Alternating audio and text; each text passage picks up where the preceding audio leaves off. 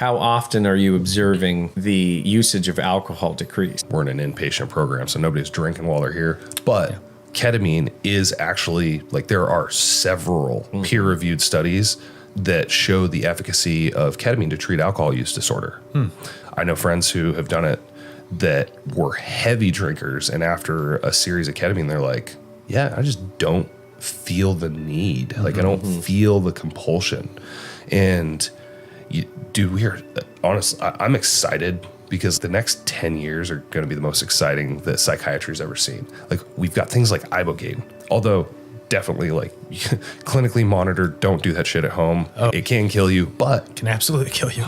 the ability to clean out dopaminergic connections and step around the withdrawal phase from opiates. Holy shit, dude. Yeah, we both went through this program a couple years ago, and the usage for alcohol on people like decreases exponentially, and it is just a super intense drug, essentially, a plant, medicine, whatever you want to call it, that compound, whatever, root. I hate the D word. The D word gets thrown around way too Yeah, much. I like to say drug. Drugs. We're just going to paint the whole house one color. Yeah, but the clinician there was talking about how this has a 40% chance of heroin addiction, essentially getting people off of heroin. And within 2 uses, it's like 90% or something. Yeah, insane. within the first usage of this.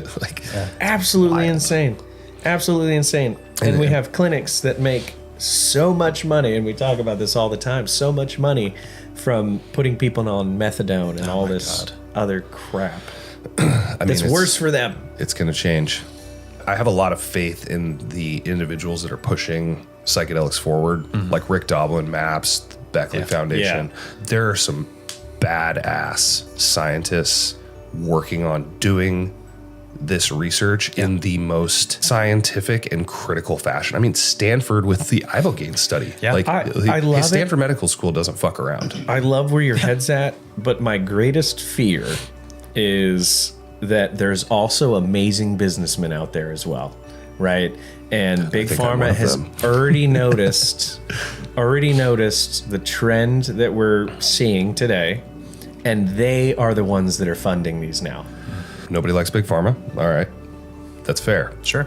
If there's a way to monetize more healing protocols, like in healing drugs that are getting better outcomes, it sounds like the economics of the situation and the morality of the situation are coming into phase for once. It sounds like it, but you can't even get nutrition from a damn apple anymore, man. So I think that, or at least my fear is that they're going to field strip some of the amazing benefits that you get out of this to keep you coming back. Yeah. Why would I give you one drug that's going to be a miracle cure for everything when I could give you a portion of a miracle drug that lets you have a prescription forever? Yeah. Well, so that's what I fear. It's also like we need to have a shift to value-based care. Agreed. Like, of course. That they are happens patients, on the insurance side of the house. Yeah. Patients, not customers. Yeah. You know? They're not clients. Patients. You're trying to fix them. That should be the purpose.